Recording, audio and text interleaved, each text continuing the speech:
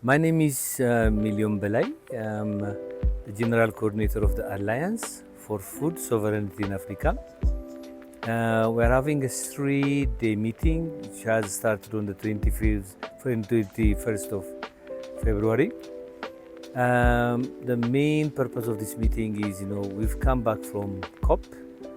Previously, we participated in COPs, but we don't come back and kind of organize a debrief session. At this debrief session, we have invited government, we have invited negotiators, we have invited the civil society, some funders and our partners, and also some people from the universities. So the main purpose is to ask the question, what was the outcome of COP27? What has been achieved? What was lost as Africa, as a continent? And on the third day of the meeting, we'll use the outcome of the first 2 days, then for members of AFSA to come together to strategize for engaging for the coming with the coming COP28 and also for the future COPs.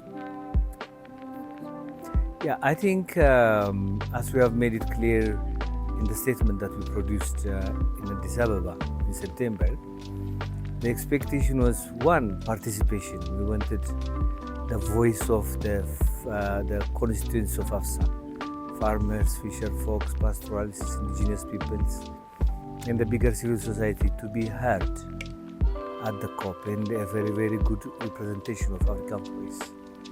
That was the first. The second expectation was for agroecology to feature at the basic strategy, both for coronavirus and also for adaptation. That was the second expectation. The third was also for gender to be reflected very well in all of the negotiations, especially women access to land. And the fourth probably is finance, Finance, people may ask what kind of finance. We'll say new finance, adequate finance, finance which is which is clear where this fund is going, which is also predictable. There is no predictability in the financial mechanism. And this finance, we wanted it for agroecology. So this was our expectation. Even though, in terms of AFSA organizing itself, learning from the COP, and participating in a number of outside COP, outside the main negotiation events,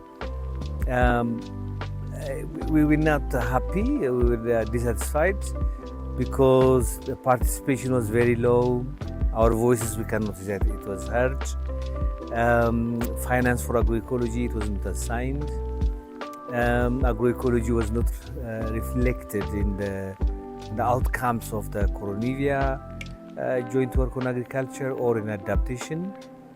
And even the adaptation discussion was very poor. So that was our experience from the COP. I think the call is in so many ways. It has multiple layers.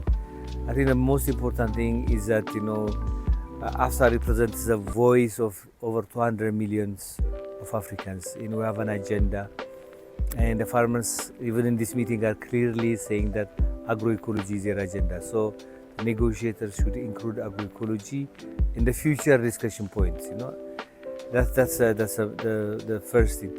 Second thing is, even though it is increasing slowly, the level of participation of civil society is very, very weak with African group of negotiators.